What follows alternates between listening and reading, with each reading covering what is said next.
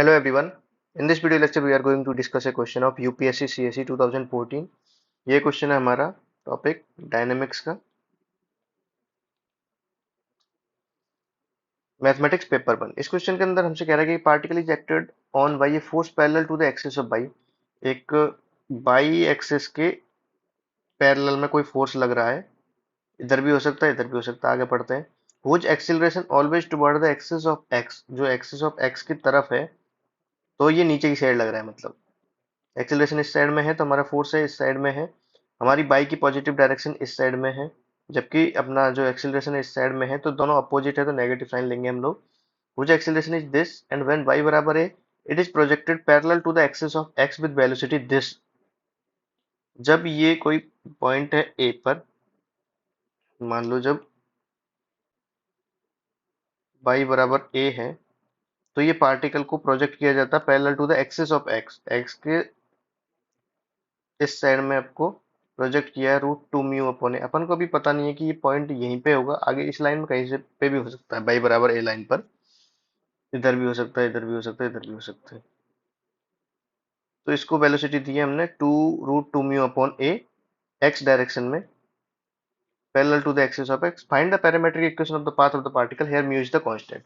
ठीक है, तो हम लोग सॉल्व करते हैं इसको। सबसे पहले D square x upon D T square दे रखा है, नहीं हमको दे रखा है D square y upon D T square, और वो दे रखा है हमको minus mu upon y square. Negative हमने क्यों लिया? क्योंकि हमारी जो बाई की इंक्रीजिंग साइड इस साइड है और हमारा जो फोर्स है वो अपोजिट साइड में है। तो minus mu upon by square, और हम लोग इसमें एक्स का कंपोनेंट भी लेते हैं। D square x upon D T square क्या है? जीरो, क्योंकि एक्सीलरेशन हमको एक्स कंपोनेंट में जीरो दे रखा है। अब देखिए हम लोग इसको 2 dy/dt से मल्टीप्लाई कर देते हैं दोनों तरफ।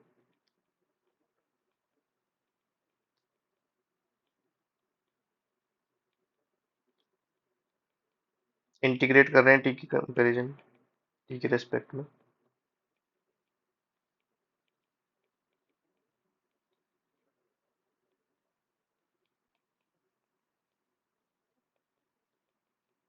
अब है t equal to zero, time जब जीरो था तब स्टार्टिंग में ये कह रहा है कि जब बाई बराबर ए है, उसी को टाइम जीरो लेते हैं। बाई बराबर ए था उस समय पे इसकी velocity D y by D T by के डायरेक्शन में है कुछ नहीं है, तो इसलिए हम लोग इसको जीरो लेंगे। तो सी बराबर हमारा आ जाएगा इससे -√2 म्यू ऑन ए। तो हमारी बाई डायरेक्शन की इक्वेशन हो जाएगी D y by D T का whole square is equal to √2 mu, negative root नहीं आएगा, D y by D T zero है ना। सी बराबर आ जाएगा -2 म्यू अपॉन ए, तो 2 म्यू 1/बाई -1/ए। दिस इज द इक्वेशन एक। तो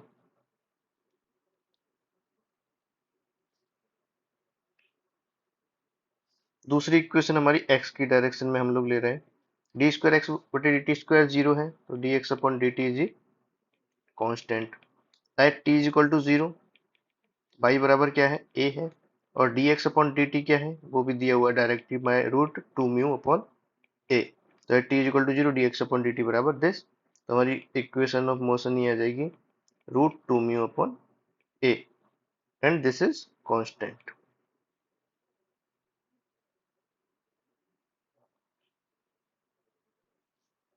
इसको हम लोग थोड़ा सा आगे लिख लेते हैं। क्या लिखेंगे? D y upon D t is equal to,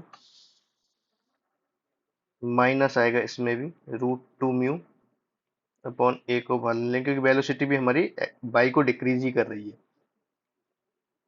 जो ये वेलोसिटी इसको बाई की डायरेक्शन को डिक्रीज ही कर रही है। √a-बाई अपॉन √बाई। अब हम लोग को पैरामीट्रिक इक्वेशन निकालनी है, तो हम लोग को बाई और एक्स में इक्वेशन चाहिए, तो D y by D x निकाल लेंगे हम इन दोनों इक्वेशंस की हेल्प से। तो D y by D x is equal to -√a-बाई अपॉन बाई, इतना सा ही रह जाएगा सिर्फ। √2 म्यू अपॉन ए ये चला जाएगा। अब हम लोग मान लेते बाई बराबर, पहले इंटीग्रेशन करना है हमको, √बाई upon A minus y D y बराबर -डी एक्स। हम लोग इसका इंटीग्रेशन करेंगे।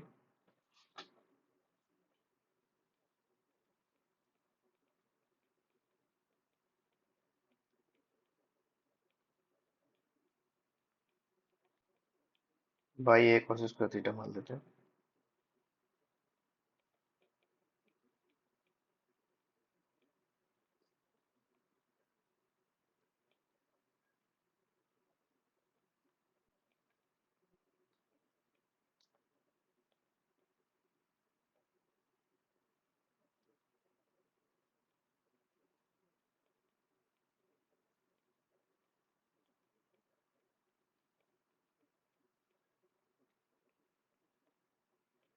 2a sin square theta D theta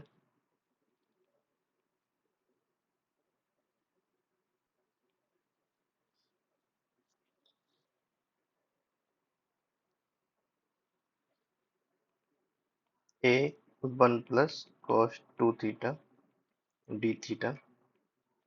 integrate करेंगे हम लोग, इंटीग्रेट करने पहले x बराबर A theta plus sine 2 theta by 2 plus एक कोई कांस्टेंट है के, और बाई हमने माना हुआ ये बाई बराबर एक cos स्क्वायर थीटा। अब हमको c हटाना है, ये k हटाना है, ये कोई कांस्टेंट है। अब मान लो जो हमारा ये जो पार्टिकल है, ये जो बाई बराबर ए वाली लाइन पर है, हम इसको किसी और जनरल पोजीशन पर मानने की जगह हम लोग इसको मान लेते हैं ये बाई एक्सिस पे ही है। जब ये बाई एक्सिस पे है तो इनिशियल पॉइंट इसका हो जाएगा एक्स बराबर जीरो और बाई बराबर ए।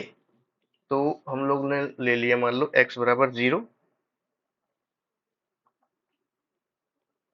बाई बराबर ए। यदि बाई बराबर ए है तो कॉस थीटा बराबर हो जाएगा वन, और कॉस थीटा बराबर वन हो जाएगा तो थीटा बराबर जीरो।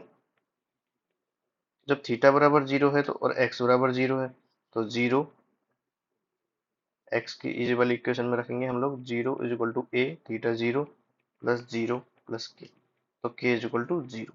तो हमारा एक्स बराबर आ गया A theta plus sine two theta by to.